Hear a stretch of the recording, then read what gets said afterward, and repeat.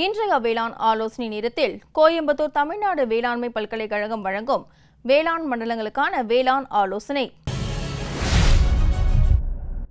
மேற்கு மண்டல விவசாயிகளுக்கான வேளாண் ஆலோசனை. அடுத்து வரும் நாட்களில் மேற்கு மண்டல பகுதிகளில் 6 முதல் 12 கிலோமீட்டர் வேகமான காற்றுடன் வறண்ட வானிலை எதிர்பார்க்கப்படுகிறது. பகல் நேர வெப்பநிலை சற்று உயர்ந்து வருகிறது.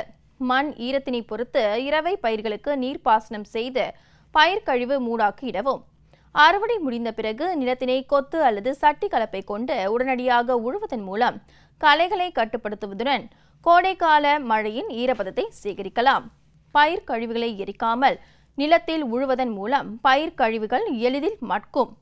தெளிவான வானம் மற்றும் உயர்ந்து வரும் அதிகபட்ச வெப்பநிலையில் அறுவடை செய்த சம்பா நெல்மணிகளை காலை 9 மணி முதல் 11 மணி வரையிலும் மதியம் 3 மணி முதல் 5 மணி வரையிலும் உலர்த்தவும்.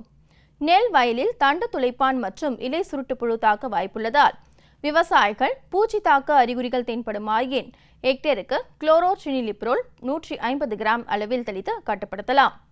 கோடைக்கால இரவை எள் சாகுபடியில் களைகளை கட்டுப்படுத்துவதற்கு கோடை நீர் பாசனம் செய்து எள் விதைப்பை மேற்கொள்ளவும். எள்ளில் வேரழுகல் நோயை கட்டுப்படுத்த ட்ரைகோடர்மா விரிடி 2.5 கிராம் ஹெக்டேர் உயிரியல் காரணியை 2.5 கிலோ எருவுடன் கலந்து இடவும். தற்போது நிலவும் காலநிலையை கருத்தில் கொண்டு முன்பருவ கரும்பு சாகுபடியை உடனடியாக மேற்கொள்ளவும். நிலவும் வறண்ட வானிலையை கருத்தில் கொண்டு அறுவடை செய்த மஞ்சள் கிழங்கினை பதப்படுத்தி சந்தைப்படுத்தவும். பகல் நேர வெப்பநிலை உயர்ந்து காணப்படுவதால் கால்நடை மற்றும் கோழிகளுக்கு போதுமான அளவு சுத்தமான குடிநீர் அளிக்கவும். காவிரி டெல்டா மண்டல விவசாயிகளுக்கான வேளாண் ஆலோசனை. உழவர் பெருமக்கள் அனைவரும் தமிழ்நாடு வேளாண்மை பல்கலைக்கழகம் பரிந்துரைக்கப்பட்ட வேளாண் சார்ந்த செயலிகளை பதிவிறக்கம் செய்து பயன்படுத்துமாறு கேட்டுக்கொள்ளப்படுகிறார்கள். அறுவடை செய்த நெல் விதைகளை தற்போது நிலவும் வறண்ட வானிலையை பயன்படுத்தி நன்கு காய வைத்து ஈரத்தன்மை 13% கீழ் இருக்குமாறு சேமித்து வைத்து பூச்சிகள் இல்லாமல் பாதுகாக்கவும். பின் தாளடி பருவத்தில் விதைத்த நெல் வயல்களில் நெற்பழம் நோயை கட்டுப்படுத்த 1 ஏக்கருக்கு கதிர் வரும் தருணம் மற்றும் பால் பிடிக்கும் தருணத்தில் புரோபிகோனோசோல் டெல்ட் 200 மில்லி அல்லது காப்பர் ஹைட்ராக்சைடு 500 கிராம் கலந்து தெளிக்கவும். உகந்த வானிலையை பயன்படுத்தி உளுந்து விதைகளை கார்பன்டசம் 2 கிராம் என்ற அளவில் விதை நேர்த்தி செய்து விதைக்கவும். கால்நடைகளை ஒட்டுண்ணி தாக்கத்தில் இருந்து பாதுகாக்க குளம், குட்டை, நீர் தேங்கிய பகுதிகளில் மேய்ச்சலுக்கு விடுவதை தவிர்க்கவும். தெற்கு மண்டலம் 1ற்கு உட்பட்ட மாவட்டங்களுக்கான வேளாண் ஆலோசனை. பாசன பயிர் நீர் மேலாண்மை. அதிகமான காற்று வீசுவதால் நீராவி அதிகமாகும். எனவே நீர்ப்பாசனம் செய்யவும். பருத்தி காய் முதிர்ச்சி பருவம். மழை பெய்யவில்லை எனில் காய் புழு தாக்குதலை கட்டுப்படுத்த 1 ஏக்கருக்கு பாசலோன் 35% ஈசி 2.5 லிட்டர் அல்லது கியூனால் பாஸ் 25 ஈசி 2 லிட்டர் அல்லது எமாமெக்டின் பென்சோயேட் 5% எஸ்ஜி 190 முதல் 220 கிராம் தெளிக்கவும். நெல் தூர் பிடிக்கும் போது பரிந்துரைக்கப்பட்ட அளவு தழைச்சத்து மற்றும் சாம்பல் சத்துக்களை கொடுக்கவும்.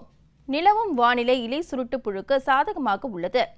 1 ஏக்கருக்கு குளோரான்ட்ரினிலிப்ரோல் 18.5% எஸ்சி 60 கிராம் தெளித்து கட்டுப்படுத்தவும். நிலவும் வானிலை வெண்முதுகு கொண்ட தத்து பூச்சிக்கு சாதகமாக உள்ளது. இதனை கட்டுப்படுத்த அசாடிராக்டின் 0.03% 400 மில்லி தெளிக்கவும். மிளகாய் காய் பருவம். தற்போது நிலவும் வறண்ட வானிலை புகையிலை வெட்டுப்புழுவிற்கு சாதகமாக உள்ளது. இதனை கட்டுப்படுத்த ஸ்பைனோசாட் 45% எஸ்சி 3.2 மில்லி 10 லிட்டர் தண்ணீரில் கலந்து தெளிக்கவும். அல்லது emamectin benzoate 5% SG 4 gram 10 litre தண்ணீரில் கலந்து தெளிக்குமாறு கேட்டுக்கொள்ளப்படுகிறார்கள். ஊட்டச்சத்து தேவையை பூர்த்தி செய்ய ஆல் 19 என்ற விகிதத்தில் உரத்தை 1% கரைசலை தெளிக்க வேண்டும். வெள்ளாடுகளுக்கு அம்மை நோய் கோடையில் தாக்கும் ஒரு கொடிய நச்சுயிரி நோயாகும். அசுத்தமான தீவனம் மற்றும் நீர் மூலம் பரவுகிறது. இதனை கட்டுப்படுத்த கால்நடை மருத்துவமனையை தொடர்பு கொண்டு பிப்ரவரி மற்றும் மார்ச் மாதங்களில் மறுதடுப்பூசி போடவும். போரிக் அமிலம் மற்றும் கிளிசரின் பேஸ்டை தடவவும். நுண்ணுயிர் எதிர்ப்புகளை 3 முதல் 5 நாட்களுக்கு கொடுக்கப்பட வேண்டும். தெற்கு மண்டலம் 2ற்கு உட்பட்ட மாவட்டங்களுக்கான வேளாண் ஆலோசனை. காய்கறி பயிர்களில் வேர் முடிச்சு மற்றும் மொச்சை வடிவ நூற்புழுக்கள் தாக்குதல் பரவலாக தென்படுகிறது. செடிகளுக்கு போதிய அளவு நீர் மற்றும் உரம் இட்டிருந்தாலும் பகல் நேரங்களில் வாடி காணப்படும். வேர் பகுதிகளில் வேர் முடிச்சுகள் காணப்படும். இதனை கட்டுப்படுத்த ஹெக்டருக்கு 400 கிலோ வேப்பம் பிண்ணாக்கு இடலாம் மற்றும் கேந்தி பூ பயிரை ஊடுபயிராக பயிர் செய்யலாம். மேலும் 1 ஹெக்டருக்கு 2.5 கிலோ பர்பூரியோசிலியம் லில்லாசினம் என்ற உயிரின கலவையை 100 கிலோ உரத்துடன் கலந்து நீர் தெளித்து நிழலில் வைத்து 15 நாட்களுக்கு பிறகு காலை மாலை நேரங்களில் வயலில் இட வேண்டும். இலைக்கருகள் நோயை கட்டுப்படுத்த மேன்கோசெப் 2 கிராம் 1 லிட்டர் தண்ணீரில் என்ற அளவில் தெளிக்கவும். சின்ன வெங்காயம் விதைப்பு செய்து கொண்டிருக்கும் விவசாயிகள் கவனத்திற்கு, வெங்காய பயிருக்கு 1 ஏக்கருக்கு 10 கிலோ துத்தநாக sulphate, 1 kilo copper sulphate, 10 kilo manganese sulphate ஆகிய மூன்றையும் 210 கிலோ குப்பையுடன் ஊட்டமேற்றி அடியுரமாக இட வேண்டும். வெண்டை பயிரை தாக்கும் செந்நாவாய் பூச்சியின் தாக்குதல் பரவலாக காணப்படுகிறது. இதன் காரணமாக தாக்கப்பட்ட காய்கறிகள் விதைகள் நிறம் மாறியும் சுருங்கியும் காணப்படும். தாக்கப்பட்ட வயல்கள் ஹார்பெக்டர் காஸ்டாலிஸ் என்ற இறை விழுங்கிகளை விட்டு செந்நாவாய் பூச்சியை கட்டுப்படுத்தலாம். மேலும் 1 ஏக்கருக்கு 600 மில்லி என்ற அளவில் பிவேரியா பேசியானா தெளித்தும் கட்டுப்படுத்தலாம். சாம்பல் நோயை கட்டுப்படுத்த 1 லிட்டர் தண்ணீரில் புரோபிகோனோசோல் 1 மில்லி என்ற அளவில் தெளிக்கவும். நிலக்கடலையில் மொட்டுக்கருகள் வைரஸ் நோய் தாக்குதல் தென்படுகிறது. இளம் இலைகளில் வெளிர் பச்சை நிறத்தில் வளைய புள்ளிகள் தோன்றி பின் நுனியில் மொட்டுக்கருகள் ஏற்படுகின்றது. செடிகள் முதிர்ச்சியடையும் போது சிறிய இடைக்கண்ணுடன் மொட்டுகள் தோன்றி வளர்ச்சி குன்றியும் காணப்படும். இவ்வகையான நோய்கள் இலைப்பேன் மூலம் பரவுகின்றன. இதனை கட்டுப்படுத்த 1 லிட்டர் தண்ணீருக்கு 10 கிராம் வெட்டிசிலியம் லக்கானி மற்றும் 10 கிராம் சூடோமோனாஸ் ஆகியவற்றை நன்கு கலந்து தெளிக்கவும். முன்னெச்சரிக்கையாக இதனை தவிர்க்க நிலக்கடலையுடன் 7:1 என்ற விகிதத்தில் கம்பு பயிரையும் சேர்த்து விதைக்கலாம். விதைத்ததிலிருந்து 6 வாரங்களுக்கு பாதிக்கப்பட்ட செடிகளை கண்காணித்து அகற்றிவிட வேண்டும். தற்போது நிலவும் வானிலையில் மாடுகளை அடைப்பான் நோய் தாக்க வாய்ப்புள்ளது. இந்நோய் தாக்கப்பட்ட மாடுகளுக்கு காய்ச்சல் இருக்கும். மாடுகளில் உணர்வு இழப்பு ஏற்பட்டு பிறகு இறந்துவிடும். இறந்தவுடன் மூக்கு, வாய், ஆசனம் போன்றவற்றிலிருந்து கருமை நிறமான இரத்தம் வெளியேறும்.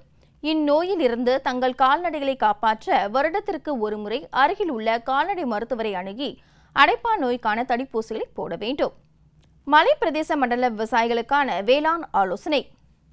கேரட்டில் நூற்புழு மேலாண்மைக்கு நடவு செய்யும் போது ஹெக்டருக்கு 1 டன் வேப்பம் பிண்ணாக்கு மண்ணில் இடவும்.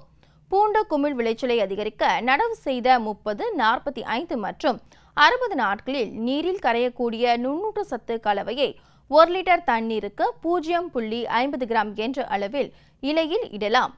பூண்டு பயிரில் இலைப்புள்ளி, ஊதா நிற கருங்கல் ஏற்படுவதை கட்டுப்படுத்த 1 லிட்டர் தண்ணீரில் மேன்கோசெப் 2 கிராம் அல்லது காப்பர் ஆக்சி குளோரைடு 2.5 கிராம் இலை வழியாக தெளிக்கவும்.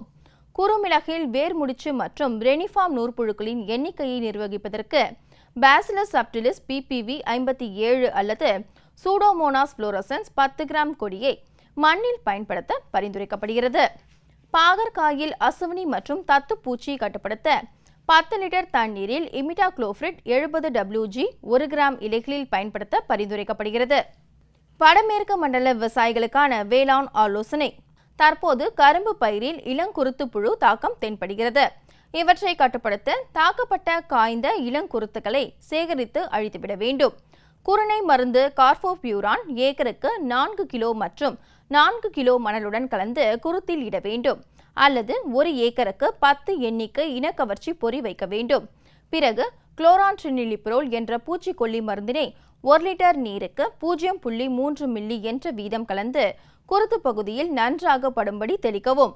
தற்போது நிலவி வரும் அதிக வெப்பநிலையால் தென்னை மரத்தில் இளம் குறும்பைகள் உதிர தொடங்கியுள்ளது.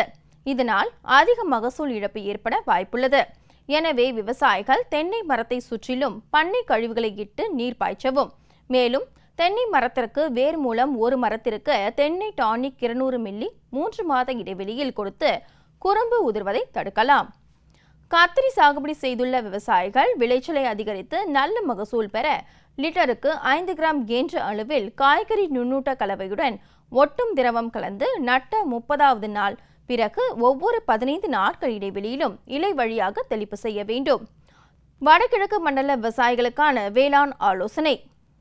நெல் வயலில் தண்டு துளைப்பான் மற்றும் இலை சுருட்டு புழு தாக்க வாய்ப்புள்ளது. எனவே விவசாயிகள் பூச்சி தாக்கும் அறிகுறிகள் தென்படுமாயின் ஹெக்டருக்கு குளோரோட்ரினிலிப்ரோல் 150 கிராம் அளவில் தெளித்து கட்டுப்படுத்தலாம். விவசாயிகள் நிலக்கடலையில் தண்டழுகல் நோயை கட்டுப்படுத்த 1 ஏக்கருக்கு ட்ரைகோடர்மா விரிடி 2 முதல் 5 கிலோ என்ற அளவில் 250 கிலோ தொழு உரத்துடன் கலந்து மண்ணில் இடலாம். பயிர் வகை பயிர்களில் இலை உண்ணும் பூச்சிகள் தாக்க வாய்ப்புள்ளது. பூச்சிகளை கட்டுப்படுத்த விவசாயிகள் டைமெத்தோயேட் 0.03% பயன்படுத்தலாம். மிளகாய் நாற்றுகளை நடவு செய்ய உள்ள விவசாயிகள் நடவு வயலில் கடைசி உழவிற்கு முன் வேப்பம் பிண்ணாக்கு ஏக்கருக்கு 100 கிலோ என்ற அளவில் இட வேண்டும்.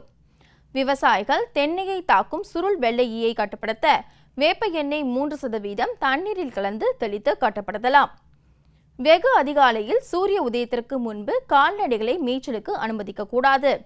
கன்று ஈனும் கொட்டகையில் இருக்கும் சினை மாடுகளை குளிர் அலர்ச்சி தாக்காமல் இருக்க 10 முதல் 12 சென்டிமீட்டர் வைக்கோல் படுக்கை வசதி செய்து தர வேண்டும். புதிதாக பிறந்த செம்மறி ஆட்டுக்குட்டிகளுக்கு குளிர் அலர்ச்சி தாக்காமல் இருக்கவும் ஆரோக்கியமாகவும் இருக்க விட்டமின் சத்து டானிக்குகளை அளிக்க வேண்டும். கால்நடைகளுக்கு தேவையான பசுந்தீவனத்தை வருகின்ற கோடை காலத்தில் பயன்படுத்த ஊறுகாய் புல்லாக மாற்றி சேமித்து வைக்க வேண்டும். அதிக மழை பெறும் மண்டல விவசாயிகளுக்கான வேளாண் ஆலோசனை. அன்னாசி வயல்களில் மூடாக்கு இடுவதன் மூலம் மண் ஈரப்பதம் வீணாகாமல் தடுக்கலாம். இனி வரும் 5 நாட்களில் மழை இல்லாமல் இருப்பதால் மலர் செடிகளுக்கு நீர் பாய்ச்சவும். இலைப்புள்ளி நோயை கட்டுப்படுத்த 1% போட்டாக்ஸ் கலவை அல்லது 2% மேன்கோசெப் தெளிக்கவும். அதிக வெப்பநிலை மற்றும் அதிக காற்றுடன் 14 முதல் 16 கிலோமீட்டர் இருப்பதால் நீராவி போக்கு அதிகமாக காணப்படும். நீர் பாய்ச்சுதல் மற்றும் மூடாக்கு செய்து ஈரப்பதத்தை தக்க வைக்கலாம். அதோடு 7 மாதமான வாழை மரங்கள் காற்றினால் சேதம் ஏற்படாமல் இருக்க மூங்கில் கம்புகளால் முட்டு கொடுக்கவும். இனி வருவது வேளாண் வானிலை. வானிலை முன்னறிவிப்பு. உழவர்களுக்கான வானிலை முன்னறிவிப்பு. தமிழகம், புதுவை மற்றும் காரைக்கால் பகுதிகளில் வறண்ட வானிலையே நிலவக்கூடும்.